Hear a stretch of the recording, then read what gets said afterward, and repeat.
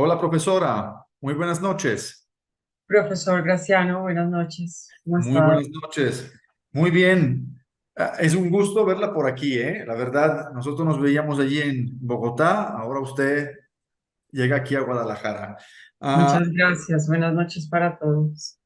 es un gusto tener aquí la maestra arquitecta Catalina Maeduque. La presento muy brevemente para luego cederle la palabra para su intervención. La maestra Catalina es arquitecta por la Universidad Nacional de Colombia y máster en vivienda social y colaborativa por el Politécnico de Milán y especialista también en gerencia de proyectos. Actualmente es profesora de planta en la Facultad de Arquitectura y Diseño de la Universidad de los Andes.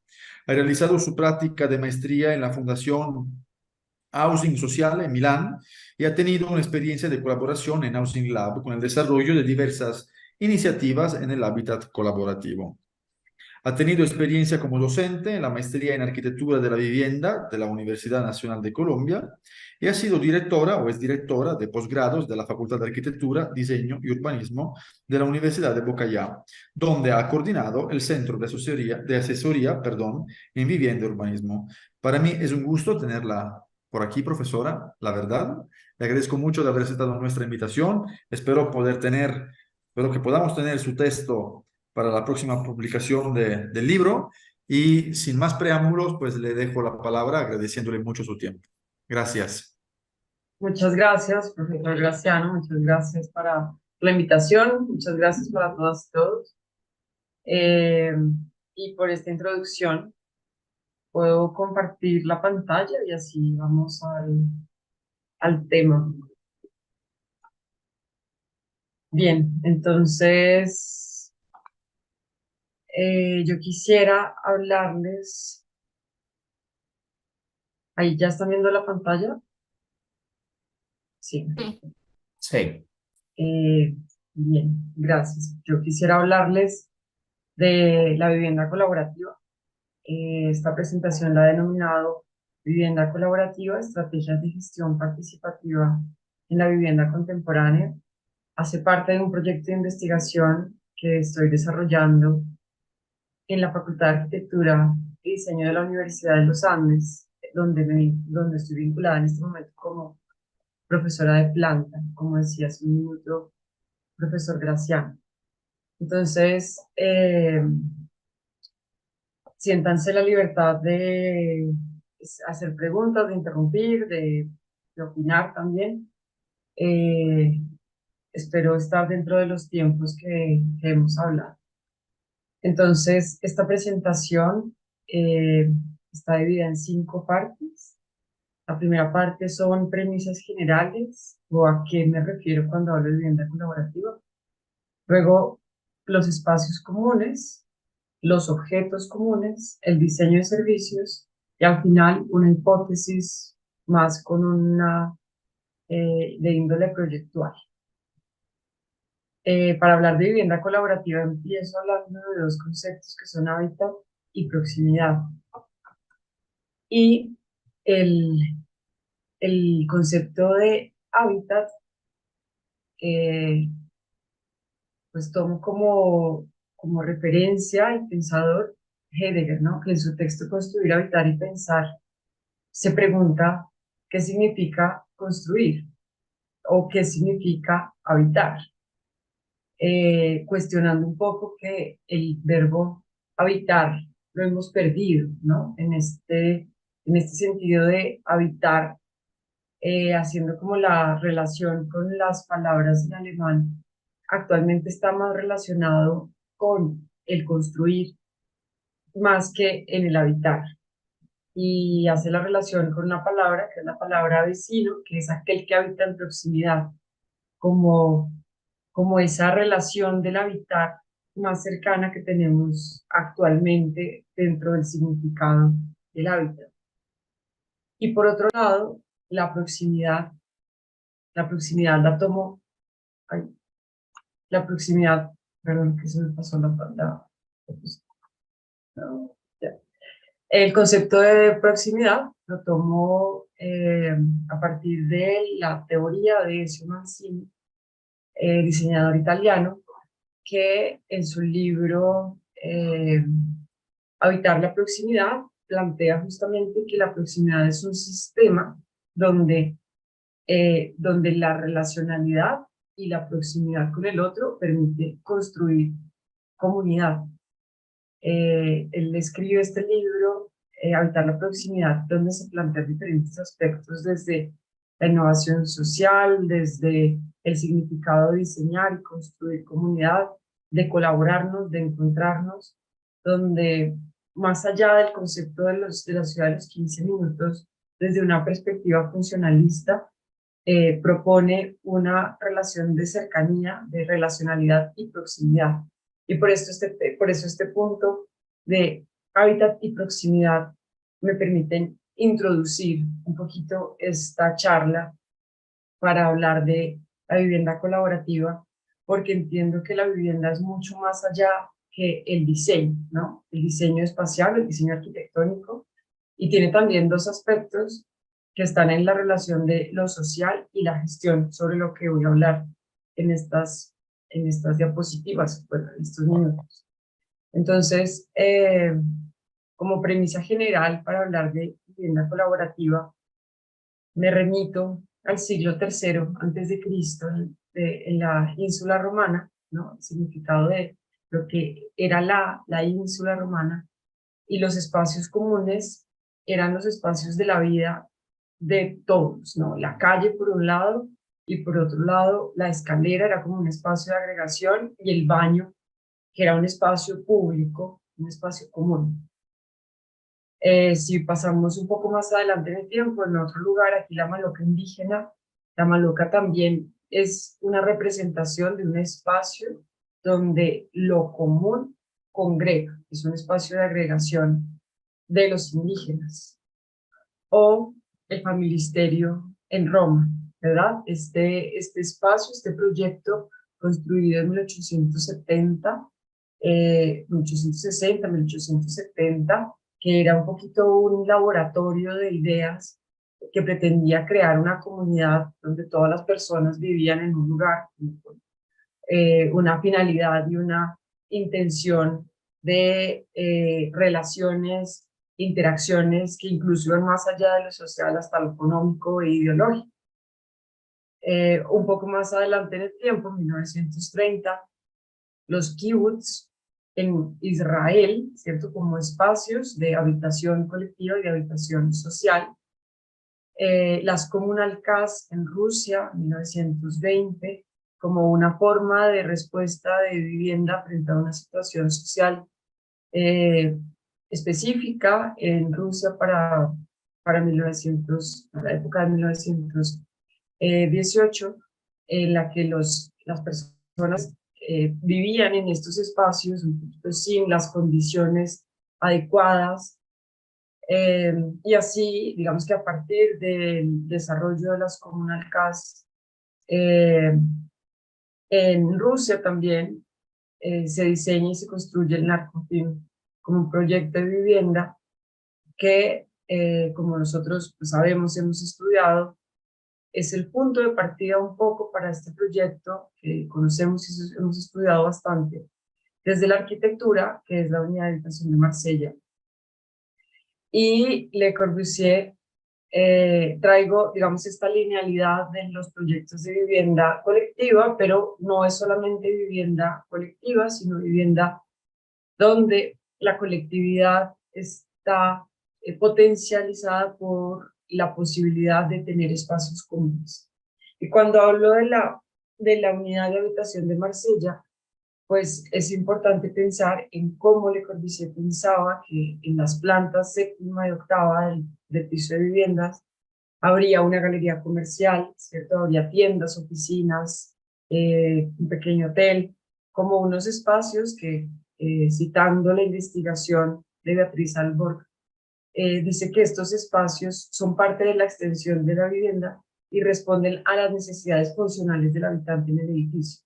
Es decir, más allá de estudiar simplemente las unidades de vivienda, pues trasciende a estos espacios comunes y dentro de la investigación que se plantea y de la perspectiva de Corbusier para este proyecto, Era la idea un poco del transatlántico, ¿no? Como este edificio que está en medio de un lugar que puede ser Marsella, pero digamos que también habría podido ser en otro lugar, como un edificio que funciona en sí mismo, ¿no? Que tiene los servicios, que tiene los equipamientos dentro de sí mismo para quien habita el lugar.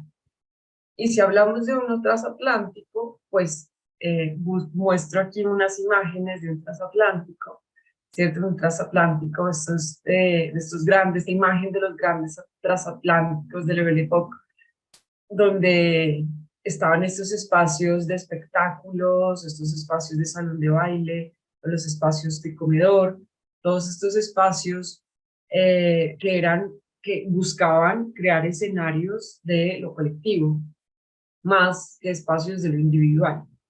En lo individual, pues es verdad que existían los dormitorios, pues existen, pero con una importancia pues menor que los grandes espacios de lo colectivo. Y los dormitorios pues resultan siendo más unos camarotes pequeños a los que, claro, hay un servicio a la habitación, eh, pero no eran los espacios fundamentales, ¿cierto? Resultan siendo como más unas células y unas cápsulas más pequeñas.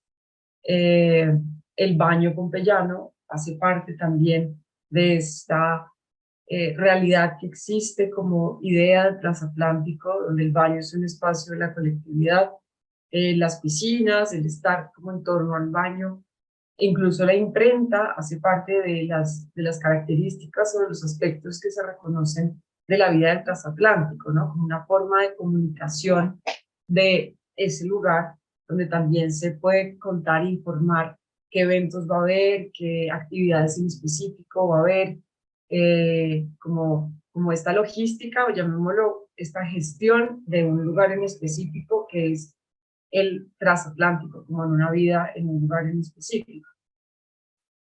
Así pues, los tres círculos que presentaba hace un momento de diseño social y gestión no son más tres elementos sueltos, sino que se unen entendiendo la vivienda como un sistema en el que los espacios comunes están relacionados, permitiendo desde el diseño arquitectónico y la gestión, una interacción social en unos espacios que fomentan la colaboración, donde se permiten unas iniciativas que tienen unas dinámicas, que tienen una organización, donde hay una gestión, el desarrollo social y una consolidación de redes. Entonces, desde esta perspectiva, se podría empezar a hablar de los espacios comunes como un tema fundamental de las características de la vivienda colaborativa. Entonces, así llegamos a esta segunda parte que son los espacios comunes.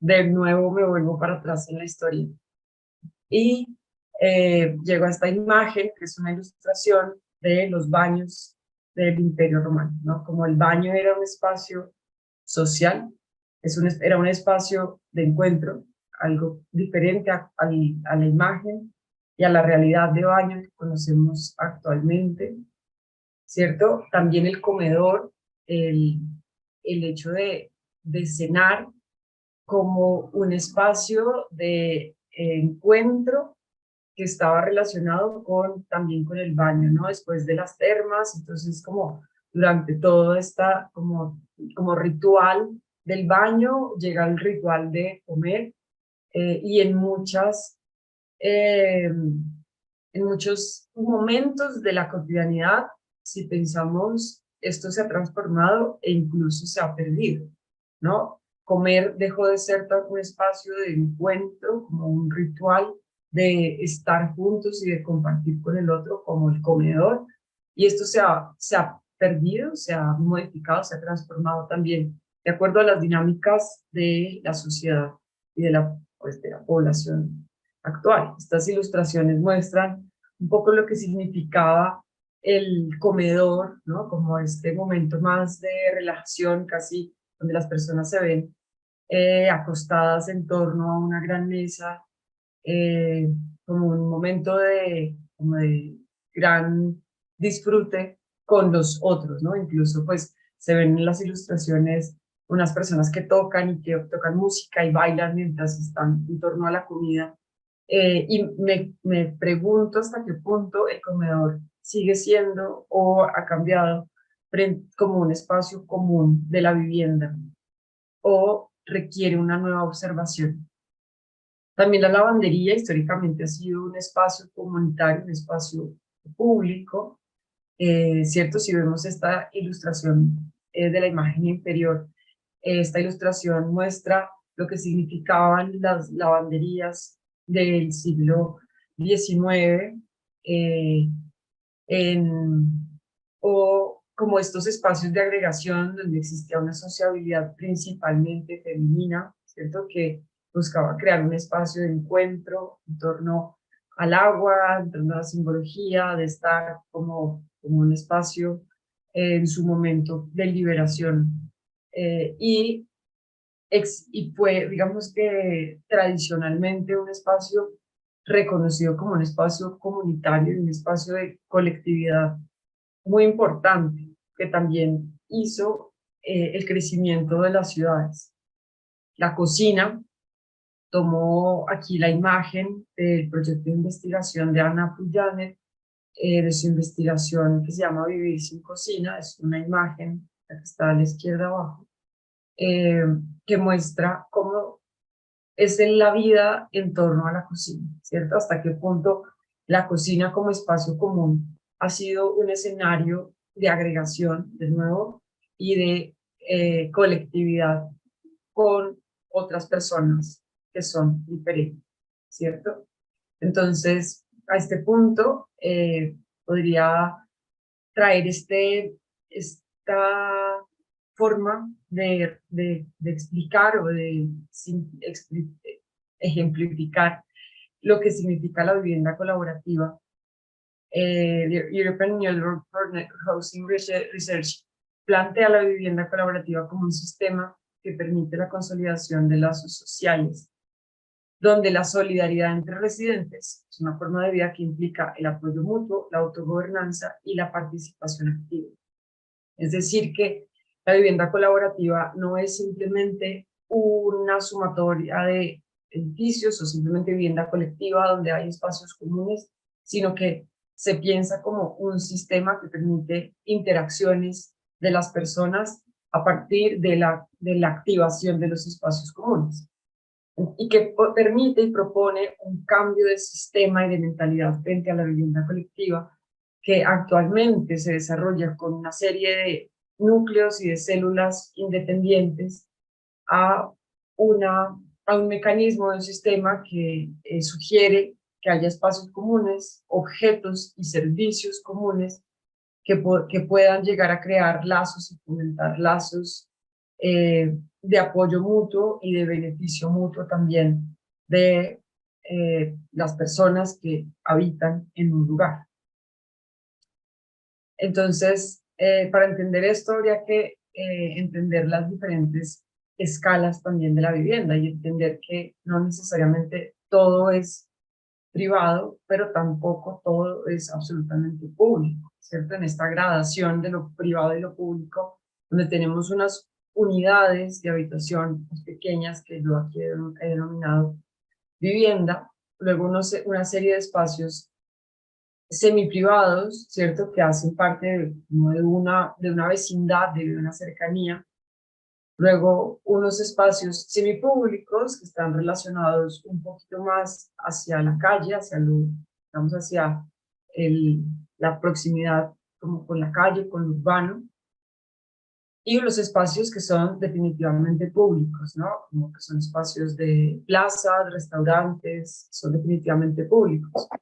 Pero esta gradación de espacios semiprivados y semipúblicos permite pensar en los espacios comunes como una gran potencialidad para vivir la colectividad en la vivienda colaborativa. Ya hace un siglo, este ilustrador, William Heath Robinson, hacía estas ilustraciones que desde mi perspectiva son muy sugerentes porque eh, las ilustraciones están hablando una forma de vivir, una forma de interactuar más allá de mi propio espacio, ¿no? Como que se rompen los espacios de lo privado para encontrarse con el otro.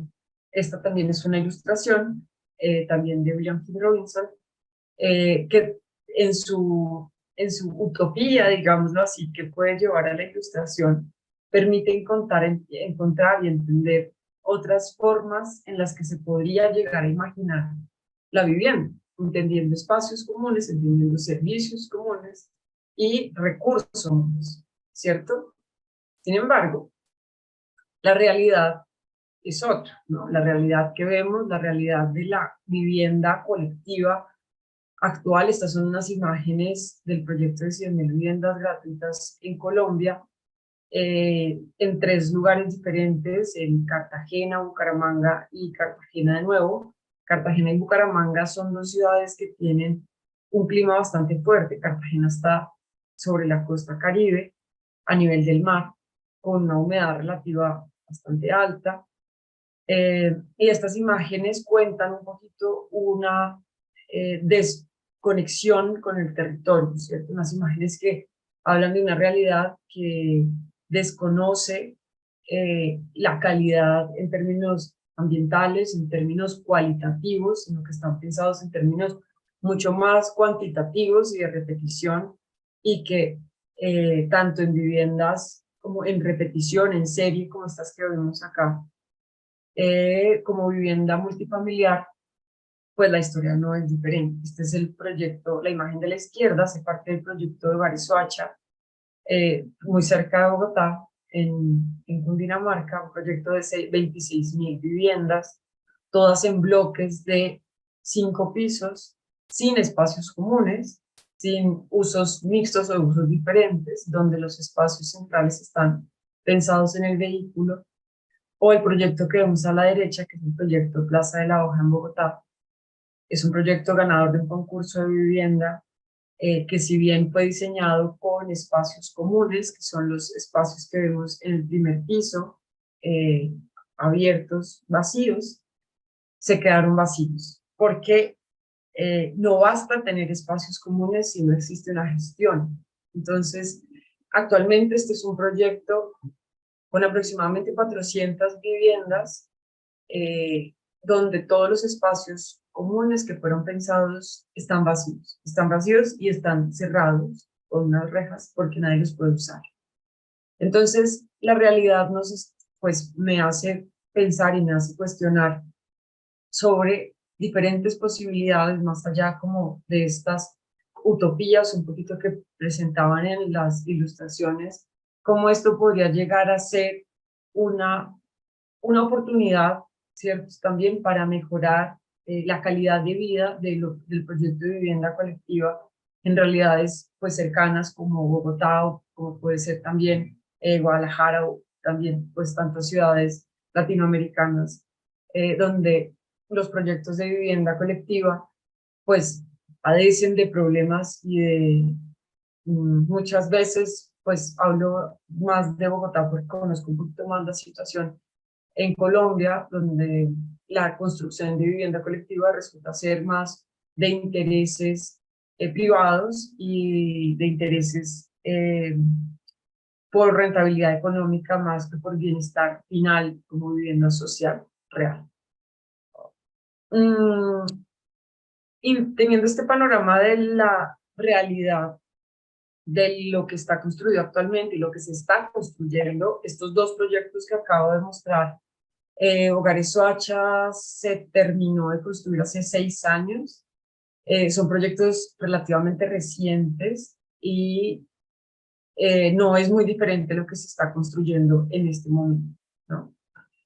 Eh, y digamos que planteando esta perspectiva de la realidad, pues me permito abrir un nuevo capítulo que se llama Los objetos comunes, ¿cierto? Y quería mostrarles esta imagen, porque esta imagen es de un libro de colegio de primaria y muestra cómo se pensaban los modos de habitar hace algunos años, ¿no? Ya décadas.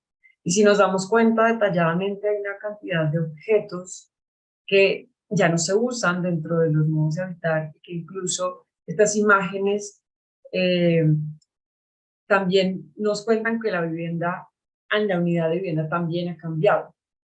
Por ejemplo, hay objetos como la radio como un objeto, el disco compacto, el video como cassette, las cartas, el teléfono. Si nos damos cuenta, todos esos objetos actualmente ya no tienen la misma vigencia que tenían hace 2 décadas.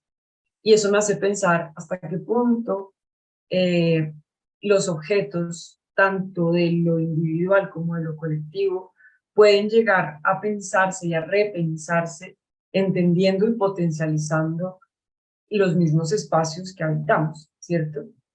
Todos estos objetos que están alrededor no necesariamente determinan los modos de habitar, o podrían llegar a hacerlo, pero no necesariamente todos los objetos que vivimos y estamos acostumbrados a que los objetos de alguna manera caracterizan modos de habitar, podrían llegar a mejorar el modo de habitar colectivo, no solamente el modo de habitar individual.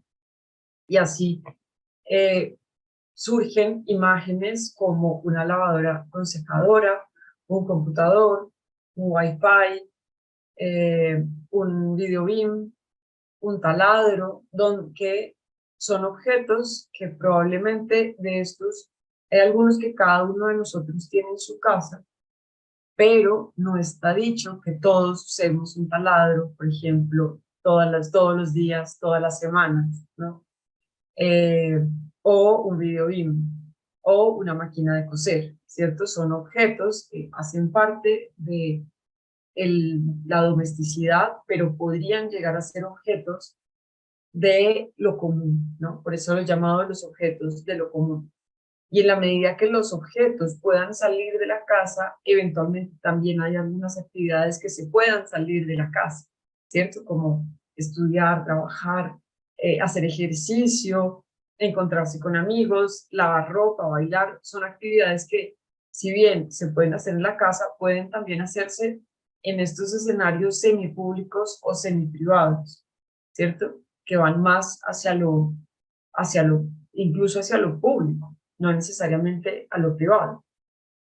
Entonces, para entender la vivienda colaborativa, digamos que la he abordado desde hasta el momento como de los espacios comunes, ¿cierto? Como de la importancia de la existencia de los espacios comunes, los objetos comunes que pueden llegar a activar y darle mejor uso y función a los espacios comunes que ya se han creado, y también la forma de llevar a cabo, digamos, esta colectividad como servicios colaborativos, gracias al diseño de servicios colaborativos. He puesto esta imagen, es una ilustración de una cocina, porque es una analogía. eh, Creo que la vivienda se debería poder gestionar un poco como una cocina, ¿no? Donde hay unos tiempos, hay unos espacios definidos, hay unas herramientas, hay unos movimientos, y cada cosa está en su lugar, ¿no? Mantiene un orden, necesita una gestión, y gracias a esta gestión y a este orden, pues funciona lo que está pasando en la cocina. Y así surge esta pregunta de investigación, y es: ¿qué estrategias, herramientas y servicios se pueden utilizar para potencializar comunidades colaborativas en los entornos de vivienda social para favorecer un escenario de cuidado y proximidad? Volviendo un poquito a esta imagen que veíamos hace unas diapositivas, de el escenario de Plaza de la Hoja, que tiene espacios comunes, pero que están vacíos, ¿no? ¿Cómo se podría, a partir del diseño de servicios, potencializar este escenario? Entonces, el diseño de servicios es eh, pues una parte del diseño que estudia las dinámicas de las personas, y a partir del reconocimiento de unas necesidades y unos problemas específicos, propone y plantea unas soluciones, ¿cierto? Entonces, esto implica reconocer quién vive en el lugar, qué dinámicas tiene, qué necesidades tiene, qué saberes tiene, para poder llegar a crear interacciones también reales entre las personas en los lugares existentes. Esto es un ejemplo de un proyecto de Fundazione Housing Sociale en Milán, donde los escenarios de colaboración activan realmente espacios comunes y surgen espacios como espacio de cuidado para niños, acompañamiento de tareas, laboratorio para niños, huertas, intercambio de saberes con adultos mayores, niños o personas con movilidad reducida, eh, espacios de tareas, salas de herramientas para crear artesanías, espacios de aprendizaje, espacios de emprendimiento, todos estos a partir del entendimiento, de la comprensión de los espacios comunes, de las necesidades y de quién habita el lugar, ¿no? Esta es como la tercera pata del triángulo que les mostraba inicialmente, como las relaciones sociales funcionan a partir de la gestión y también del diseño espacial. Algunos ejemplos de servicios colaborativos que pueden haber, esta imagen que estamos viendo hace parte de la investigación El arte de vivir insieme, que es del laboratorio Housing Lab Milán, y plantea diferentes, es como un diagnóstico de los servicios actuales que existen en diferentes espacios de vivienda colaborativa en Italia. Entonces, por ejemplo, cursos deportivos o una niñera compartida, bicicletas compartidas, incluso hay algunos proyectos de vivienda que tienen un carro compartido, ¿cierto? Un carro eléctrico que yo puedo como reservar en un horario específico porque es el horario que me sirve, y es un carro que es de todos, ¿cierto? No es de nadie, pero es de todos. Lo mismo con las bicicletas compartidas, eh, préstamo o alquiler de herramientas o instrumentos para arreglar las propias cosas. Entonces, todo este tipo de relación de servicios permiten relacionamiento de las personas de acuerdo a las necesidades. Y para llegar a esto, pues hay una serie de herramientas y de instrumentos de diseño de servicios a los cuales me he aproximado. Estas imágenes que estamos viendo hacen parte de la tesis de maestría que desarrollé durante la tesis que hice durante la maestría, y muestran una serie de imágenes, de herramientas e instrumentos que se utilizan o utilicé para identificar cuáles eran las necesidades reales de un tema específico, para después llegar a proponer un servicio colaborativo, ¿cierto?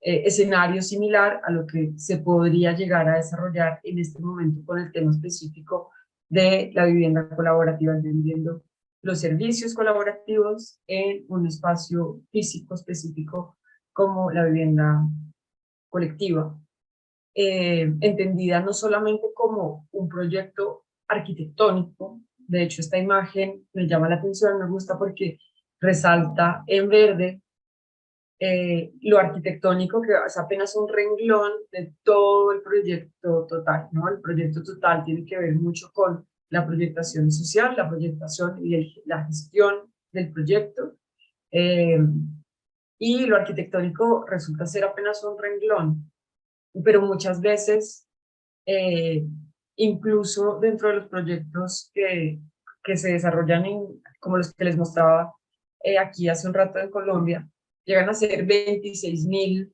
viviendas que ni siquiera tienen diseño arquitectónico, sino que resultan ser más proyectos de construcción, ¿no? Entonces se reduce todavía más el, el tema de lo arquitectónico, pero se desconoce lo social y se desconoce la importancia de crear nuevos modelos de gestión que permita traer también a nuevos actores, nuevas voces, y que favorezcan la gestión total del proyecto, sin que esto signifique que los proyectos de vivienda no tienen una ganancia económica para un promotor, que es lo normal que quiera tener, ¿no? Entonces, algunos ejemplos: este es un proyecto que se llama Chini Cambiamento en Milán, es un proyecto que nace como un proyecto de vivienda social en Milán, que incluye servicios, pero más allá de lo arquitectónico, de nuevo, porque este es un concurso arquitectónico, son los servicios que están en torno y con los que fue pensado para que la colaboración dentro de los espacios construidos sea favorable, no sea viable. Estos son algunos ejemplos de las herramientas o instrumentos que se utilizan para el diseño de servicios colaborativas, de crear espacios de intercambio, intercambios de libros, intercambio de tiempo, desarrollo y diseño de actividades comunes.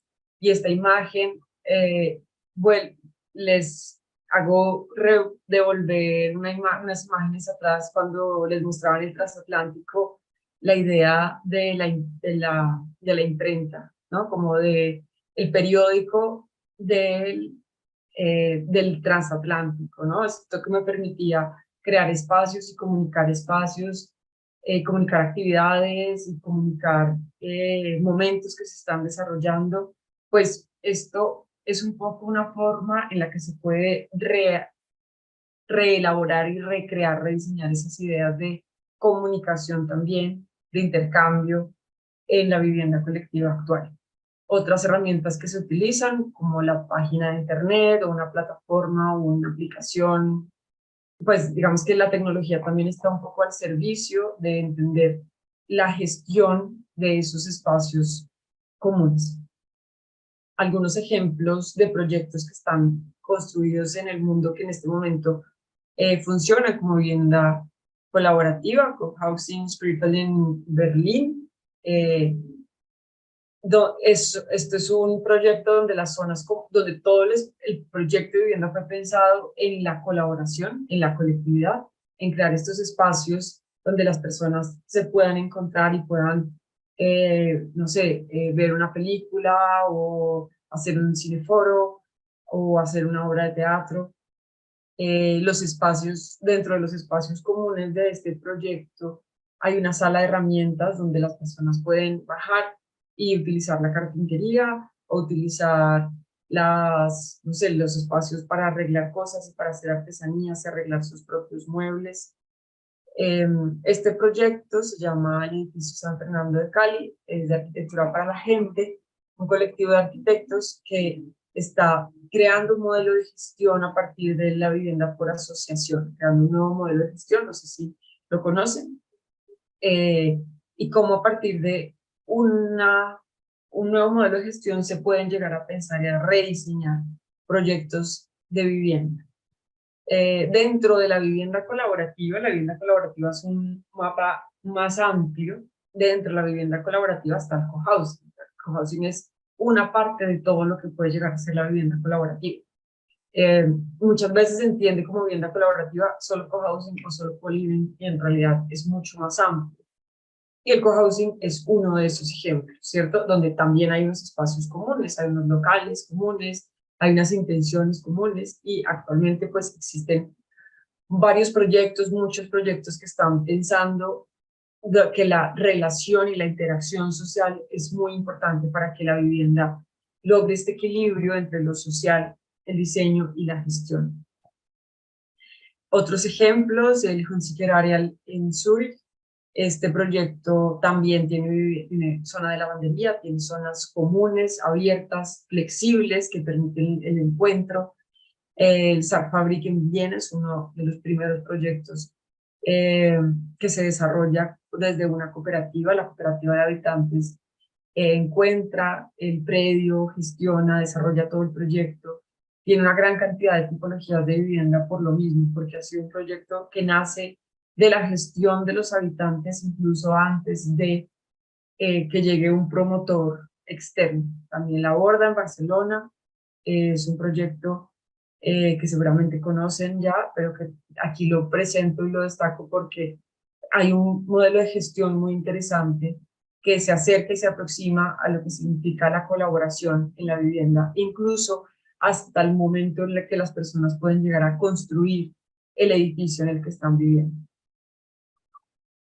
Ya estoy casi terminando esta presentación y esta una de las últimas imágenes que les quiero mostrar es el proyecto de Local Community Area de Rikem Yamamoto. Es un proyecto académico, esto no es un proyecto arquitectónico, pero que representa también con una ilustración una gran cantidad de dinámicas y interacciones que sugiere que deberían existir en la vivienda, ¿no? Donde el espacio común no se limita al primer piso, sino que sube a los segundos, terceros pisos, donde existen espacios de interacción en altura, donde los límites de lo privado, lo semiprivado, lo semipúblico y lo público son muy ricos, muy amplios, ¿cierto? Con una gran cantidad de matices que permiten la sociabilidad, que permiten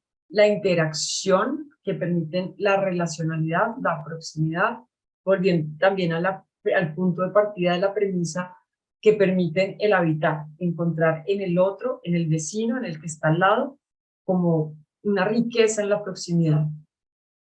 Y como qué hacer para que el espacio, aquí en Colombia se llama el salón comunal. Esta es una imagen que podría poner 200 imágenes iguales de salones comunales que se resultan ser unos espacios vacíos, un poquito insípidos y con una gran cantidad de sillas rimas. Es como este sello de la silla de plástico eh, fabricada industrialmente, pero que no tiene pensado ni una gestión, ni el espacio, ni los recursos o los objetos que podrían llegar a potencializar la vida realmente de la comunidad en estos espacios colectivos. Y cierro con esta imagen, con esta frase que dice: ¿por qué la arquitectura y los arquitectos, a diferencia del cine y los cineastas, muestran tan poco interés por la gente durante el proceso de proyecto? Porque son tan teoréticos y tan distantes de la vida en general. Esta es una frase tomada del libro Habitar de Yucatán Palazzo, y la imagen es igualmente sugestiva desde mi punto de vista. Es un performance de Domenech en el 2018, interviene el pabellón de Barcelona habitándolo, ¿no? Como una imagen que un libro, una revista de arquitectura tal vez no quisiera tener, eh, porque pues no es como esa imagen de lo habitado, donde están las personas que tienen unos ritmos y tienen unos tiempos, y tienen objetos y tenemos formas de habitar, que la vivienda no está solamente como en el espacio físico, en la arquitectura perfecta, sino en para quién diseñamos y para quién habitamos. Algunas referencias bibliográficas y pues este es mi correo electrónico. También quedo como a disposición pues de comentarios, de cualquier duda que surja también a partir de esta conversación, pues con mucho gusto también me pueden contactar eh, a mi correo electrónico. Creo que me demoré menos o no sé si está bien dentro de los tiempos. Vamos muy bien. Esto es lo que les quería contar. Muchísimas gracias, profesora Catalina. La verdad ha sido muy, muy intensa y muy llena de puntos, ¿no? Puntos muy importantes de esta plática, ¿no? Por un lado, ¿no? El tema, pues, de las premisas, ¿no? Que muchas veces, ¿no? Hemos transformado, pues, este tema, pues, de la vivienda colectiva, entendiéndolo o simplemente desde un punto de vista del construir más que del habitar, ¿no? ¿Y qué quiere decir habitar? Esto es, digamos, incluso un tema que yo traigo, ¿no? Y siempre con mis estudiantes, ¿no? Incluso porque los mismos arquitectos, pues, nos acostumbran cuando hablamos de las personas a hablar de usuario, ¿no? Y no de habitante, ¿no? Y yo creo que sea un error fundamental, porque la arquitectura al final, y mucho menos la arquitectura de la vivienda, pues se usa, al final se transforma a fenomenológico, ¿no? De construcción de recuerdos, de comunidad, básicamente pues de la construcción de una vida, ¿no? Por lo tanto, esta voluntad, ¿no? Que tenemos que cultivar y esta educación, ¿no? Que tenemos que cultivar de entender otra vez el habitar en todos sus matices, ¿no? Y volver a habitar. Incluso me gustó mucho, ¿no? Cuando matizó el tema, pues, del significado de la palabra vecino. Pues es vecino, es mi vecino porque vive en mi proximidad, ¿no? Y este vivir en mi proximidad, ¿no? Va mucho más allá, de una cierta forma, por lo que se puede entender de su presentación, va mucho más allá de una cercanía espacial, sino también es una cercanía porque formamos, digamos, de una cierta forma, ¿no? Esta comunidad que muy bien ha retratado, ¿no? En esta evolución de los tipos y de los modelos, pues, de vivienda, ¿no? Desde la época de la antigüedad y hasta las últimas, ¿no? Y a veces pensamos que, pues, es que casi parece que no hemos aprendido nada de los ejemplos de la historia, ¿no? Porque cuando uno ve estos ejemplos, 26.000 viviendas, y no sé ni siquiera cuántos son, 26.000 viviendas, proyectadas por la misma mano, porque se veía, digamos, el mismo, la misma mente, ¿no?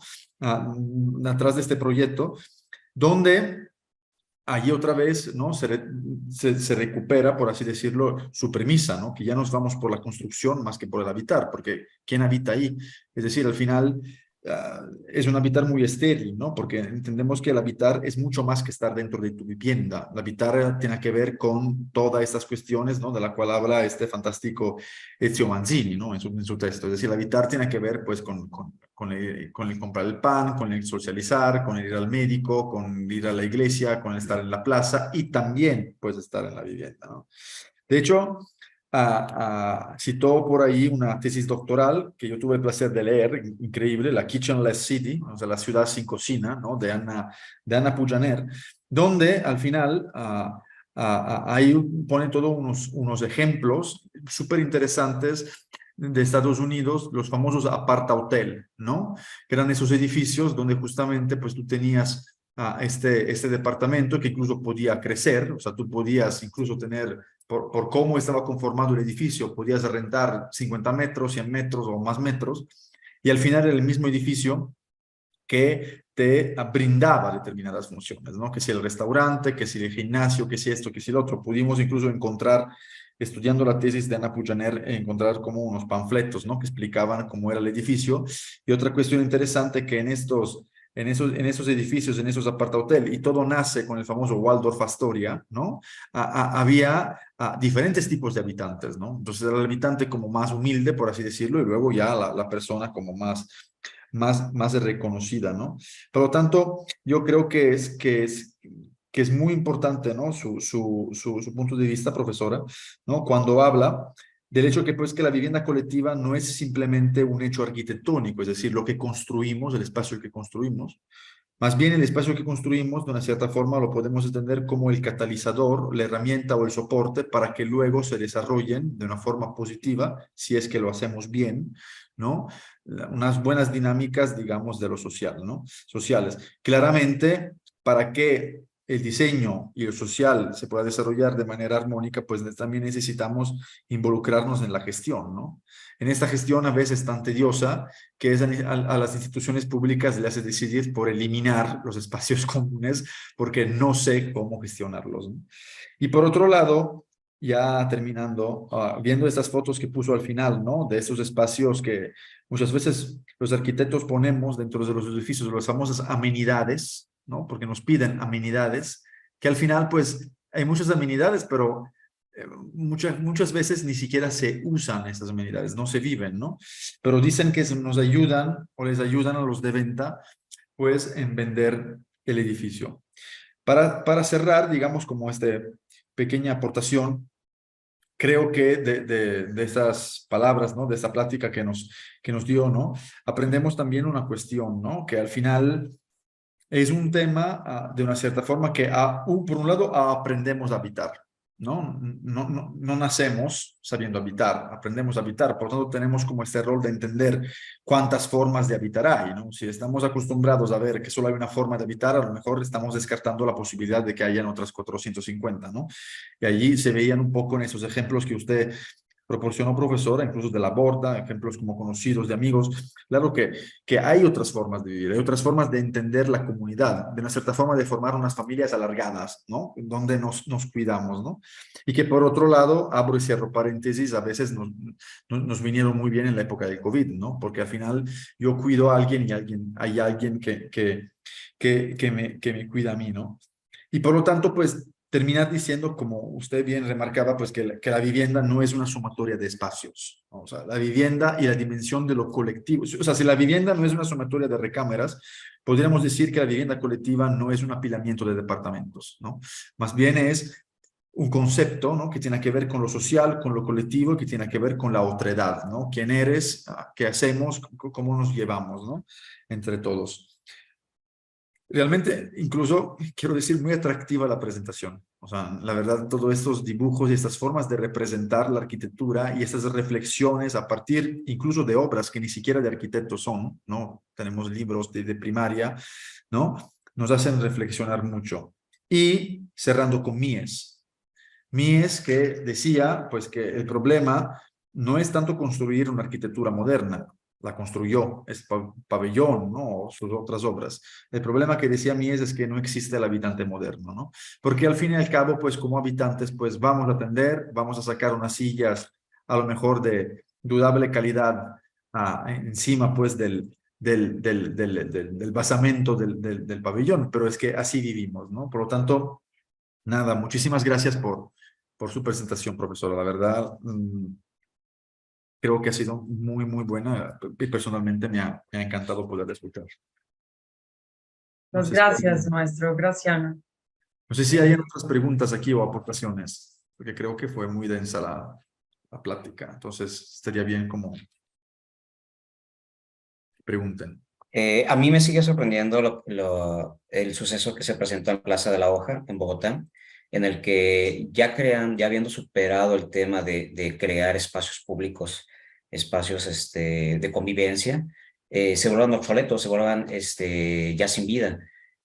Cuando en otros proyectos a los cuales no te permiten, no puedes crear esos espacios comunitarios, lo requieren tanto. Entonces, hace unos momentos hablábamos de cómo si permutas metros cuadrados de un lugar a otro, sería ideal hasta permutar espacios comunes de un espacio a otro, ¿no? Porque muchas veces no todos los terrenos te permiten crear, por su dimensión o su ubicación o el contexto, un espacio comunitario público que no tenga a su alrededor, pero donde sí se permite, no lo aprovechan. Dices, ese tema puede ser un tema político, puede ser un tema económico, social o cultural, no sé, pero sí es algo que duele imaginar que no se pueda dar vida en esos espacios.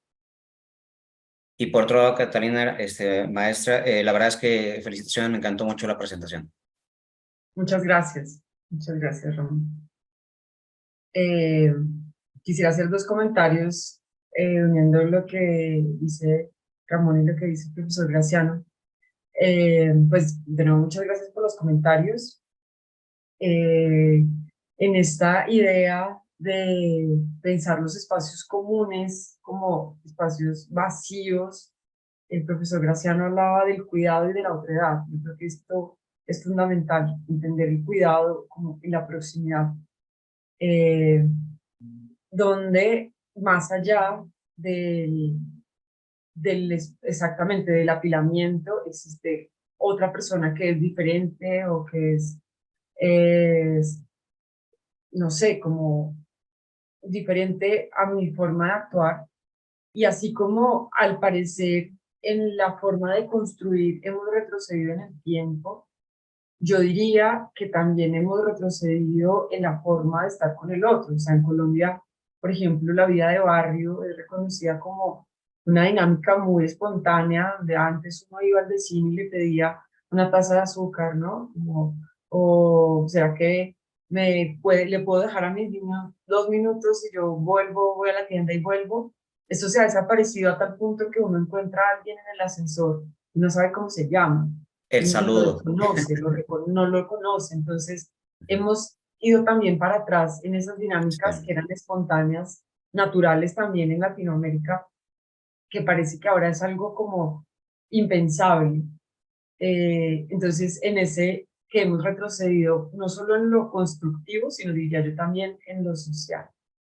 Y retomando un poquito el comentario de Ramón, es doloroso que en un proyecto como Plaza de la Hoja los espacios comunes que ya están construidos eh, estén desocupados por problemas políticos. Problemas políticos porque no se ha logrado encontrar un mecanismo donde el espacio, la gestión del espacio, de nuevo, no sea un problema, sino que sea una oportunidad. De hecho, parte del proyecto de investigación que estoy empezando busca proponer una estrategia, una herramienta para que esos espacios en específico empiecen a cobrar una vida y una función en un espacio que ya está construido, ¿no? Entonces, pues de eso se trata también. Excelente, sería ideal poder encontrar una solución a ese espacio.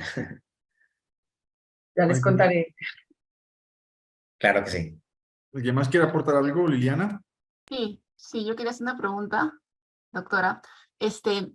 A ver, ¿cómo? No sé si de repente no lo pude ver o se me pasó en la presentación. ¿Cómo, justo por el proyecto que acaban de mencionar, ese que se quedaron los espacios comunes proyectados vacíos sin uso, existe una metodología para determinar el tipo de espacios comunes o servicios a plantear dentro de un proyecto de vivienda colectiva? Esa es una, o sea, el tipo de servicio. O sea, si yo quiero plantear un conjunto residencial, un proyecto de varias, no sé, pues más de 100, 200 unidades, ¿cómo determino yo cuál sería el servicio ideal o el equipamiento ideal que yo debería poder colocar en ese conjunto? Y segundo, ¿cómo lo dimensiono? Porque entiendo que definitivamente, dependiendo de la cantidad de viviendas, es la cantidad de equipamiento o amenities, como decía Graciano, que debería colocarse. ¿Hay alguna metodología que uno pueda usar para equivocarse menos, no? Eh, no conozco específicamente si existe una metodología cuantitativa. Yo podría aproximarme más a una respuesta cualitativa, es decir, reconocer para quién estoy diseñando. En la medida que yo logre identificar quiénes van a ser los habitantes, pues me puedo aproximar con un poquito mayor certeza de qué necesidades pueden llegar a tener. Es decir, si el proyecto de vivienda está ubicado en un sector cercano a universidades, es muy probable que haya muchos estudiantes universitarios y las necesidades que tienen los estudiantes universitarios son diferentes a las necesidades que pueden tener mayoría de niños. Entonces, identificar el contexto geográfico es fundamental para entender las determinantes, las necesidades que tiene una población específica. Por otro lado, la flexibilidad es fundamental, porque si yo hago un espacio que sea solamente con mesas fijas en concreto para jugar ping-pong, por poner un ejemplo, pues esos espacios no sirven más que para jugar ping-pong. Mientras que si yo tengo espacios que sean flexibles, que permitan mecanismos, que tengan mobiliario flexible también, o espacios para guardar mobiliario, pues esto me va a permitir que puedan ser usados bien sea por niños en las tardes o por adultos mayores en una clase de baile en la mañana, y en la noche de repente ese espacio se convierta en un salón de formación en idiomas. No sé, estoy como poniendo ejemplos. Entonces, la flexibilidad es fundamental. También incluso la flexibilidad espacial. Si yo tengo un espacio grande que se pueda dividir en 2 o 3 espacios, pues me permite que funcione de diferentes formas. Si es un espacio que se divide en 3 pequeños, puedo tener 3 talleres al tiempo, puedo tener 3 actividades al tiempo, pero si necesito una reunión de más personas, pues lo abro y puedo tener mayor agregación. Dentro del reconocimiento de la población es importantísimo identificar, ojalá idealmente, en la fase del proceso proyectual, posibles habitantes y reconocer también sus saberes. Entonces, por ejemplo, hace poco estuve en un proyecto y alguien me contaba que era ornamentador y tenía equipos de ornamentación en su casa. Había construido las lámparas, las camas, todo lo tenía hecho pues con metales en su casa y tenía las máquinas de ornamentación empacadas en una bolsa y metidas en un rincón porque no tenía un lugar para trabajar la ornamentación. Y conocer, como ejemplo, ¿no? Conocer una persona que tiene saberes en ornamentación, en carpintería, pues me permitiría a mí imaginarme que en estos espacios comunes podría haber un taller de ornamentación, un taller de carpintería, un taller de costura, y también imaginar, cuando hablamos del modelo de gestión, imaginar otros actores que pueden llegar a estar interesados en la gestión de estos espacios, que no dependa solamente del típico administrador de condominio, sino que haya un actor tercero, ¿no? Entonces, como un centro de formación que esté interesado en gestionar estos espacios, en mejorar, en formar a las personas que van a vivir ahí, en crear espacios de formación, de emprendimiento, ¿no? Que al mismo tiempo finalmente se benefician también las personas que van a habitar, no solamente en su calidad de vida, pero también en términos económicos. Entonces,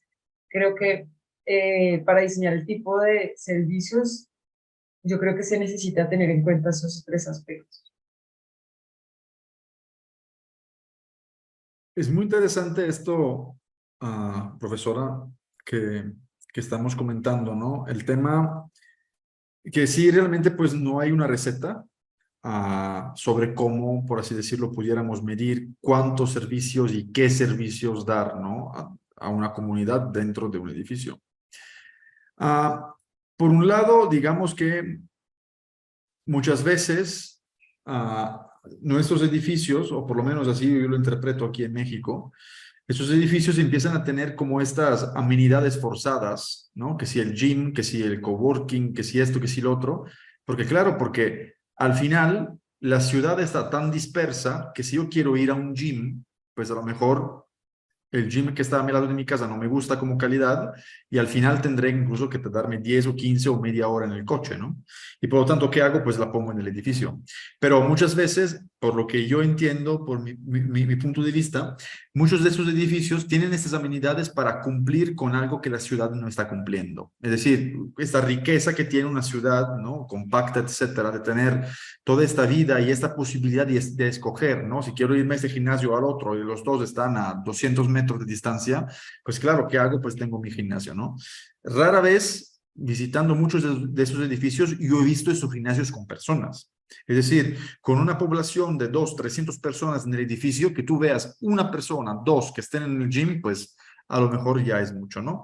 A lo mejor he ido, he pasado en horarios pues que no tenían mucha afluencia, ¿no? Pero por otro lado sí creo que es importante, como usted bien comentaba, tener como dos premisas.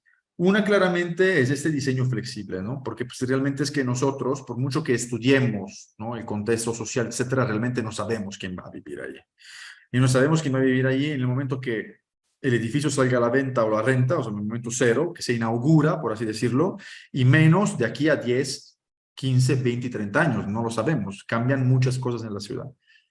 Por lo tanto, la flexibilidad, digamos, de una cierta forma, nos da como un margen, ¿no? Del hecho, pues, que el edificio pues, pueda responder a diferentes tipos de habitantes.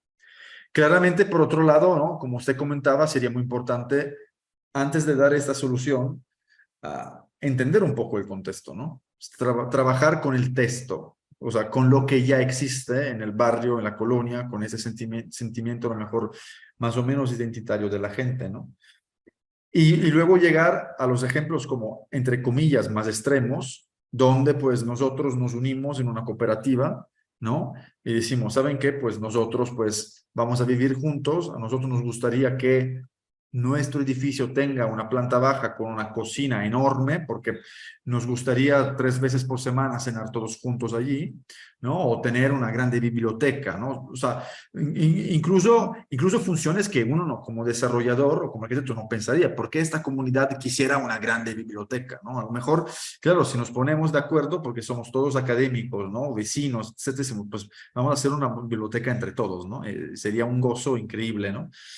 Bueno, hasta un cierto punto, porque los académicos luego somos muy celosos de nuestros libros, ¿no? Entonces, no sé hasta cuánto estaríamos dispuestos en compartir. Pero a lo que voy es que sí, ¿no? Dependiendo siempre incluso de cómo nace el proyecto. Claramente, vuelvo a lo mejor a reiterar el mismo concepto, que tenemos incluso como arquitectos, pues este rol también una cierta forma de educar o de hacer entender que hay otras formas de habitar, ¿no? Podemos acercar como mundos que aparentemente pudieran ser muy lejanos, pero construyendo lazos a lo mejor se vuelven como más factibles, por así decirlo, ¿no? Por lo tanto, sí, no hay una receta para poderlo hacer.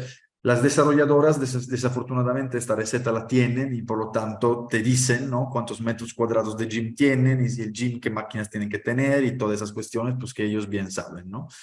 Entonces, pues eso sí es muy lamentable. Y es delicado también porque muchas de estas amenidades son de tendencia. Entonces está la tendencia de el coworking, está la tendencia simplemente como una forma de nombrar los espacios, pero que pierde realmente sentido de lo que significa. Co-living, en realidad el co-living nació como en Inglaterra porque había personas que estaban buscando vivir juntos, ¿no? Como en su concepto real y absoluto del término. Y ahora co-living en realidad es un hashtag que se utiliza para vender. Entonces, creo que es importante tener precaución y cuidado sobre estas tendencias también de las amenidades con las que se está también como haciendo el marketing de los proyectos, que resultan ser muchas veces estos espacios vacíos, sin personas, o incluso desocupados, ¿no? Como sin ni siquiera sillas porque no alcanzó el presupuesto para el mobiliario. Y luego que las personas no los pueden usar porque no hay una gestión detrás de esos espacios que permita realmente el uso adecuado de una agenda de estos espacios que podrían llegar a ser supremamente ricos y provechosos, ¿no? Reflexionando sobre cómo se llaman esos servicios, se llaman amenidades, ¿no? O sea, servirían para hacerte la vida más amena. Cuando, pues, el lugar que debería de ser más ameno es la ciudad, ¿no? Entonces, se debería de trabajar, pues, pensando en esta relación que la vivienda no termina, ¿sí? Donde es la pared del edificio o la puerta, sino que tiene que contaminar de domesticidad y, por tanto, de amenidad, ¿no? Lo que es la ciudad. Y al revés también, ¿no? Pero bueno, es por esto que estamos aquí. De acuerdo. No sé si alguien más quiera preguntarle algo a la profesora. No, gracias. Muy bien. Entonces, pues, profesora, muchísimas gracias por su intervención. La verdad, pues, la hemos apreciado muchísimo. Nos da muchos puntos, pues, de reflexión. Gracias por estar aquí con nosotros. En Colombia es 1 hora más, por lo tanto, pues, está un poco cansado. Pero nada, esperamos volverla a ver pronto, profesora. Muchas gracias, profesor Graciano, por la invitación. Muchas gracias a todos por el tiempo. Me alegra que les haya gustado lo que les compartí. Y con mucho gusto, ojalá la próxima vez nos veamos presencialmente. Yo voy a Guadalajara con todo gusto. Perfecto, la vamos a invitar aquí. Gracias, profesora. Hasta Muchas luego. gracias. Bienvenida a Gracias. Bogotá.